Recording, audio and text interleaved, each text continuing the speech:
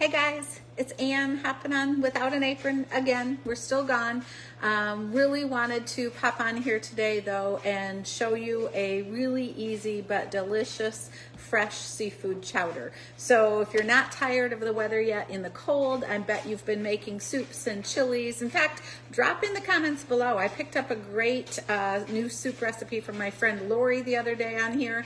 So drop in the comments below if you are having soups and chowders this week, or if you're sick of them, or if you don't like them. It would be fun to know. I also had somebody ask me about making soup in our cooking blender. You know, the blender that I've shown several times that actually has the clean setting on it, so it'll automatically clean.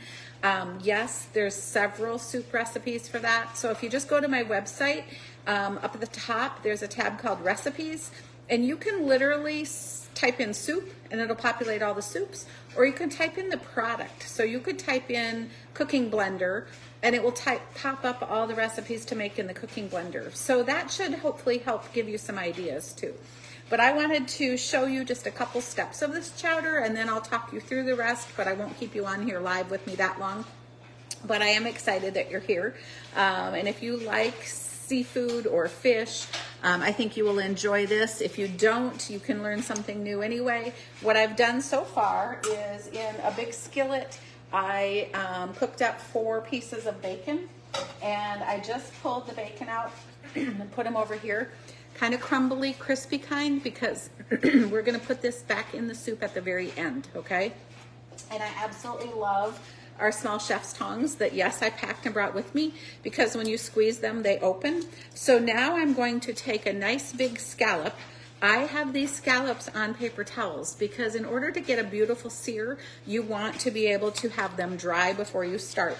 But first, I'm going to add a stick of butter to that. I left the bacon grease in the pan, and I'm going to add this stick of butter. So we'll get that in there so it starts melting. And then as soon as that's melted, we're going to put the scallops in and sear 2 minutes on each side. Then we're going to remove them. So that'll be step 1, and I'll talk you through it too. But you want at least 3 different kinds of seafood to make a great seafood chowder. And so I'm actually using 4 today. I'm using scallops. I'm using diced up clam strips. I'm using some cubed up grouper. And I'm using some Royal Reds shrimp.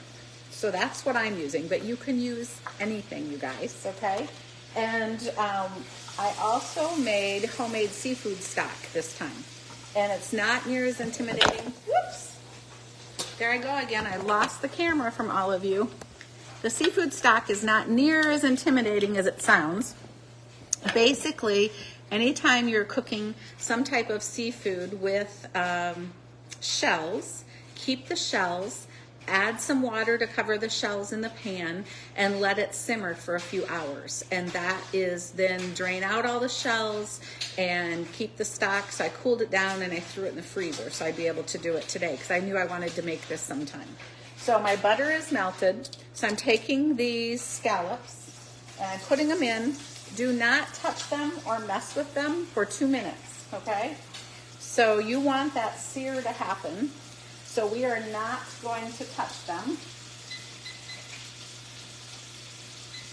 So I'm setting my timer, and we will let it cook for 2 minutes. Then I will turn it over. I will let it cook for another 2 minutes. Then I will remove them and just set them aside with the bacon for right now. So while those are cooking though, let's do the next step, which is we're going to chop up all this celery and onions using the food chopper. They're probably, I think you guys can see it. It's kind of loud, so it's hard to chat with you while I'm chopping, but this is such a time saver. So it also does a really great job on fresh herbs. So if you need to chop up some cilantro or parsley, you can definitely use this. And if you're following along on one of my virtual parties this week, we put a post in there about the difference between the little manual processor and the food chopper. And basically, it's the quantity that you can do.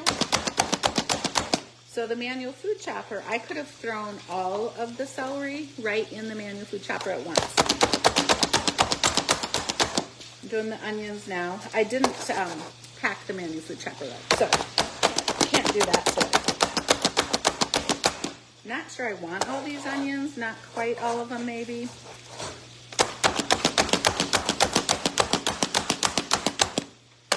So I have those chopped. I'm gonna scoot the rest off. I think that's enough.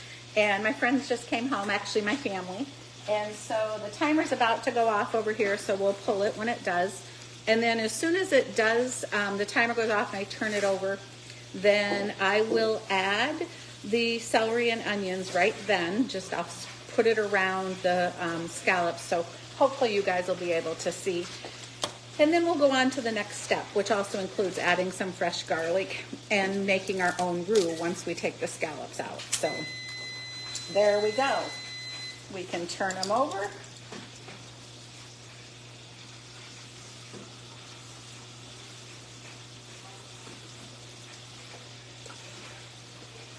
Okay, so all of this celery and onions, we're gonna just scrape in there to the edge of that pan.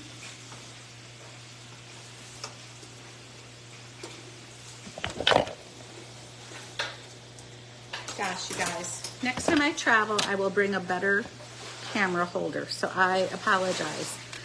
Maybe I should call these the blooper reels. Let's see if I move it over here a little bit, maybe you guys can see. Okay, so I added the vegetables just to the side, and now I'm gonna add the fresh garlic using the garlic press. Yep, you must have it because look at these. I didn't even peel the cloves, right? So just squeeze the garlic into the pan. You see all that? See all that fresh garlic? Squeeze that into the pan, use a good sharp knife. Cut it off, open it back up. Take the skin out, one big chunk of skin, and put in another clove. So again, put it in there. Go over and squeeze it.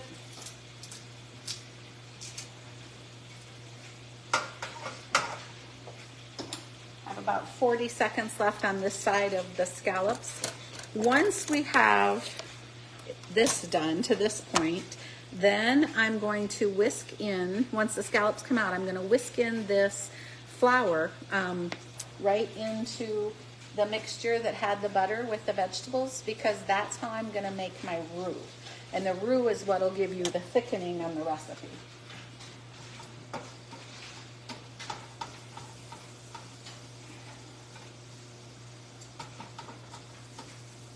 Okay. So I'm going to remove the scallops, put them over here with the bacon. They will go back in later. And then I'm just going to stir. And once I have the roux made, I'm going to take this off so I can see it. Hopefully you guys can see this. All these little dark spots, you want that. That's called the fond. And that's really what will make the flavoring for the roux. So I'm going to grab a spatula here so I can do a little bit more stirring of that. You want these vegetables to just start to tenderize so that it looks like they need another minute. Then we'll sprinkle the flour on. We'll let that cook for a couple minutes. Then I will slowly add in 4 cups of the seafood stock. So the seafood stock, you put it in slowly, whisk it the whole time that you're doing it, and then that will start to thicken. Then the next step after that, because I don't know that I should keep you guys on the whole time, put in the comments if I should stay on or if you're bored. I'm seeing some of you on here with me. Then you add cubed up potatoes and carrots and keep it on a low simmer and cook it about 20 minutes until that starts to soften. Then once that is to that nice softened stage, you're going to add about 3 cups of cream or milk or half and half, whatever you have, however thick you want it. And I should tell you, if you don't want to make your own seafood stock like I did, don't worry. Big grocery stores, sometimes you can find seafood cartons of stock right in the chicken broth cartons. There's seafood. You can also just buy clam juice. Clam juice is a great substitute. There went my camera again, you guys. You're probably laughing at me today. Clam juice is a great substitute too. Okay, so this is the perfect starting to tenderize. So here goes the flour. Just sprinkle it over. Don't dump it all in one spot. So sprinkle it over so you have a little bit of that kind of look. And then whisk it in. And you do need to now let it cook for a couple minutes. And I should tell you, you probably think it's funny that I'm doing a chowder and I'm using a big fry pan. Once I've added the seafood stock and it starts to thicken, then I will move all this over to a soup stock pot. But the soup stock pot that's here was not big enough for me to do the bacon, do the scallops, and do this whole process. But I will move it because this won't be tall enough for all the liquid. And I'm just using a metal whisk because I want to make sure I get all of those bits of fond off the bottom of the pan. So letting it cook a couple minutes. And then I have my 4 cups of seafood stock here. So I'll try to tip this up to show you guys. It's truly just a broth. Can you peek in there? A broth that I made with crab shells, shrimp shells, and clam shells that we did the other day. And that's how you make your own stock. And so then I had put it in the freezer.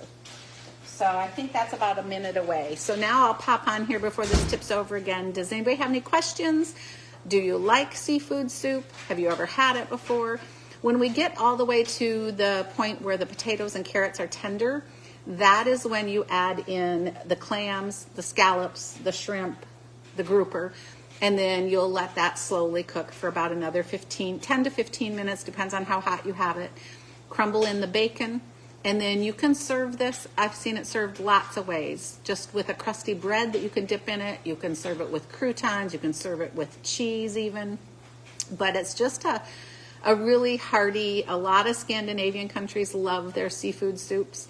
But it's just a really fun one to do. So I'm excited that so many of you are on. I'm sorry the camera tipped. And for those of you guys in my parties, this is why you can be a pampered chef. You don't have to be perfect. Stuff happens in all of our kitchens, right? So hopefully you're enjoying your Thursday, and I will slowly start adding in my stock.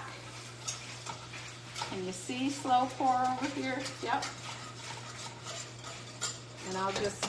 That was about a third of it, so I'm just going to get that stirred in really good before I add the rest. You don't want to dump the whole thing in at once because then your roux doesn't get as smoothly mixed together, okay? So just your last tip for the party. You guys, let me know if you have questions. And Kim, you've never had seafood chowder before.